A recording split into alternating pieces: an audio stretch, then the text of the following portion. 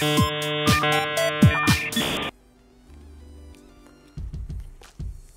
salut! Salut! Savais-tu qu'il y a un Todd dans un jeu Mario qui s'exprime en joual? Ouais. Pikachu a déjà visité le Château Frontenac. Ou il y a une raison légale de pourquoi il n'y a pas beaucoup d'arcades au Québec. Ben, j'ai des réponses à tout ça, puis même plus, juste ici, dans ma disquette. Allez, on va le découvrir. Ça va, je vais regarder la vidéo plus tard. OK, bye!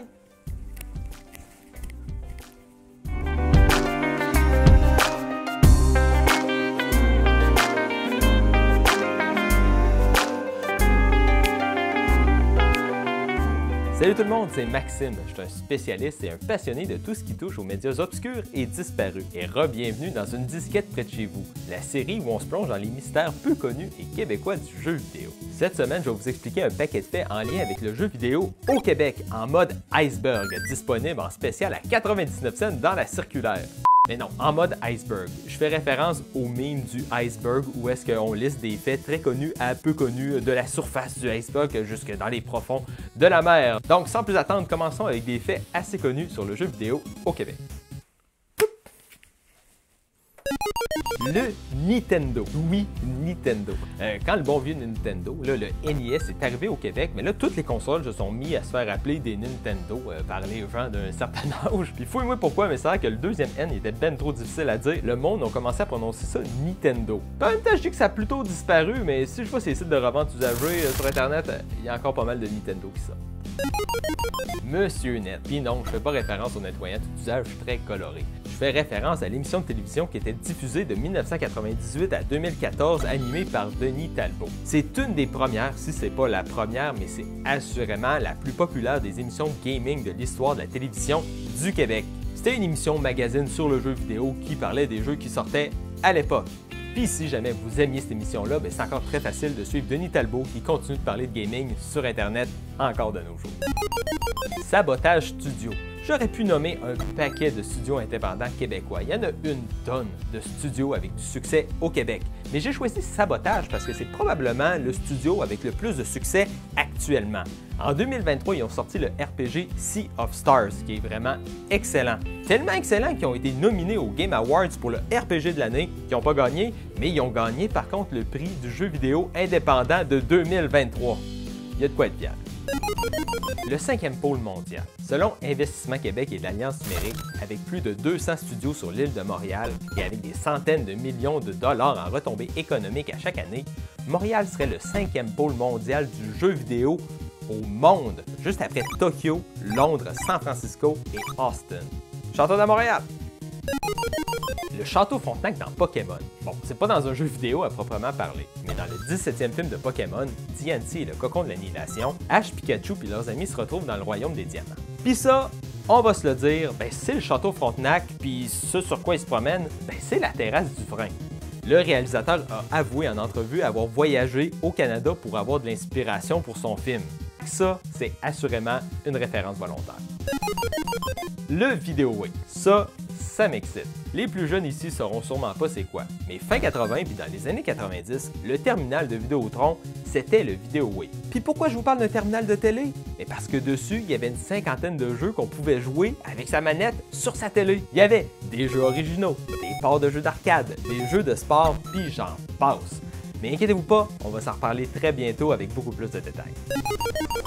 Les jeux illico. Si on reste encore dans le monde des jeux à jouer sur une machine faite pour regarder la télé, le successeur du Vidéoway, le illico, a aussi eu le droit à son lot de jeux vidéo. Mais ça n'a vraiment pas eu le même impact puis ça n'a pas la même nostalgie. Mais tu sais, début 2000, quand c'est sorti le bon vieux illico, on jouait déjà au GameCube, au PS2, à des jeux en 3D. Fait que payer pour jouer à des jeux flash avec une manette en infrarouge, mettons que c'était pas dans la priorité des gens.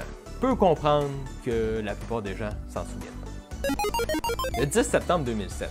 Ça, c'est la date d'entrée en vigueur de l'entente entre l'Office québécoise de la langue française et l'Association canadienne du logiciel de divertissement qui oblige depuis 2007 d'offrir tous les jeux vidéo qui sortent au Québec avec une version française dans la boîte puis dans le manuel. Puis si le jeu est pour sortir en français ailleurs dans le monde qu'au Québec, il faut que la version française du jeu dans le jeu soit disponible au Québec. J'étais encore assez jeune à cette époque-là, mais je me souviens qu'il y avait comme des peurs que les jeux vidéo sortent plus tard au Québec parce qu'on serait obligé d'attendre la traduction française des jeux avant qu'ils puissent sortir au Québec. Mais finalement, depuis cette entente-là, tous les jeux populaires sortent à peu près partout dans le monde, dans toutes les langues les plus utilisées, en même temps. Fait que finalement, est-ce qu'on a eu peur pour rien? Est-ce que l'entente a changé quelque chose?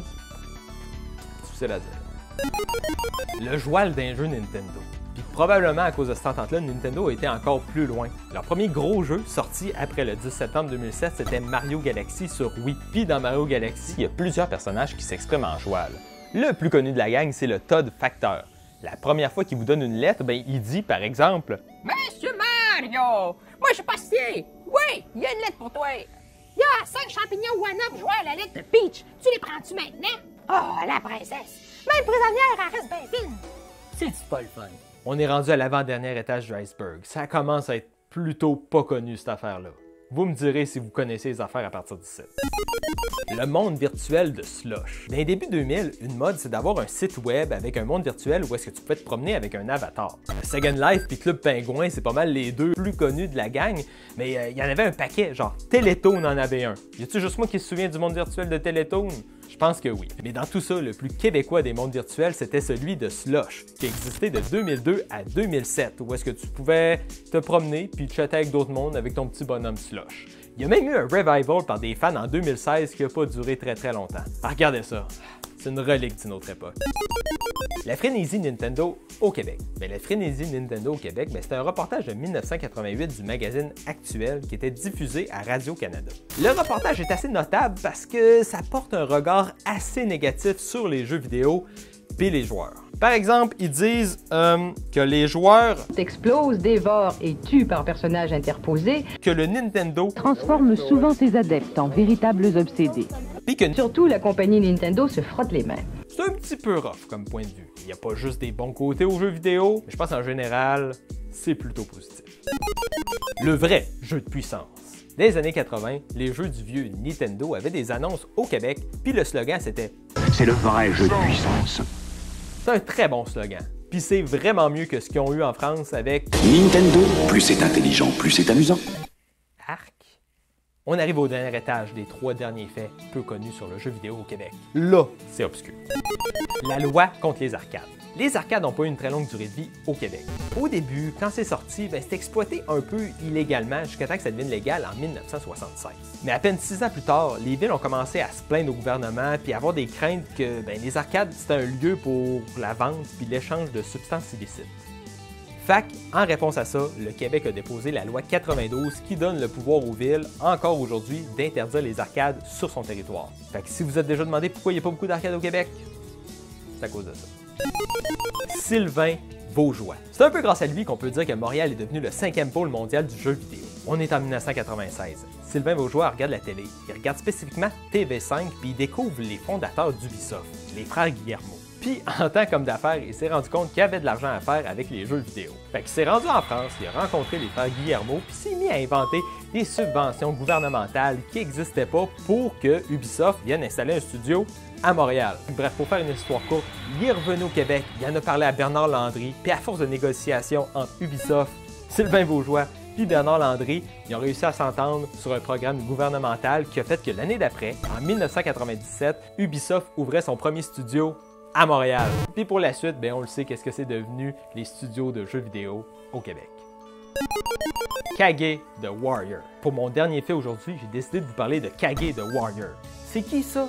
C'est un joueur professionnel de Smash Bros montréalais qui est reconnu comme le plus grand joueur de Ganondorf de l'histoire de Smash Bros Melee. Par-dessus tout ça, une de ses victoires les plus marquantes, c'était en 2009 quand il a double éliminé Mango, qui était le meilleur joueur de Smash Bros Melee au monde à ce moment-là.